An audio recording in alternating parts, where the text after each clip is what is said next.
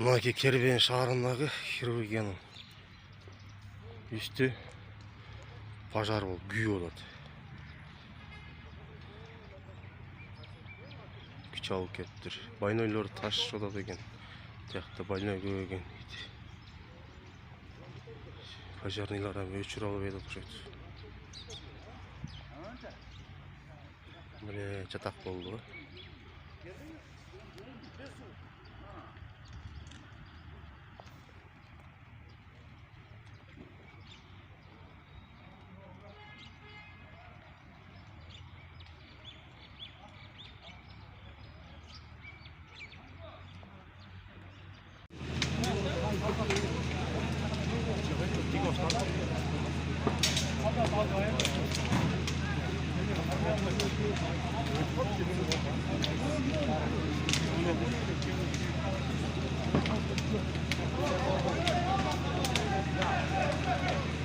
Çek de alış gerek oldu.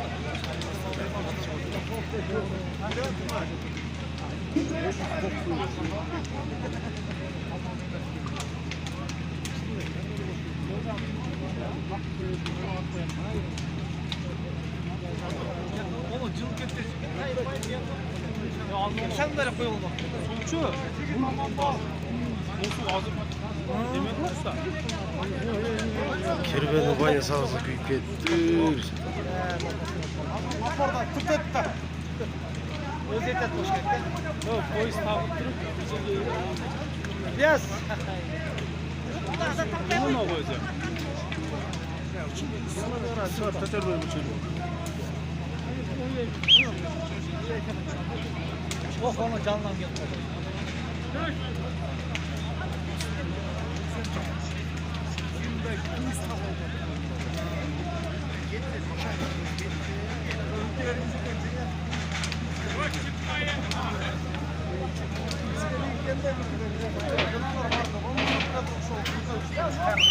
Ya çıkmayan mı oldu? Parasını böyle az buldu.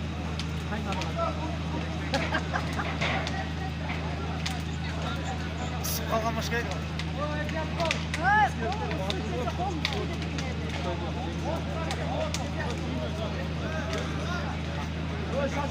Evet, tüyünden durganlar.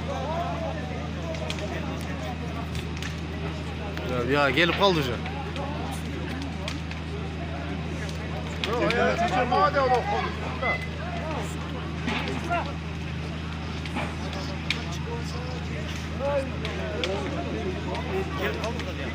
Ya jet gelip kaldı da onu. Kara küç alıp gelip kaldı burada. Jet hoş geldin mi özün?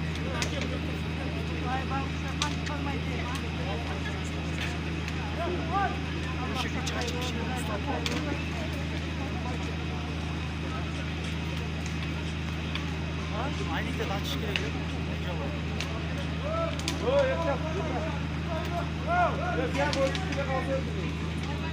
Oh, ne dedim ben bir vatta. Yok ya koç kaldı üstüne.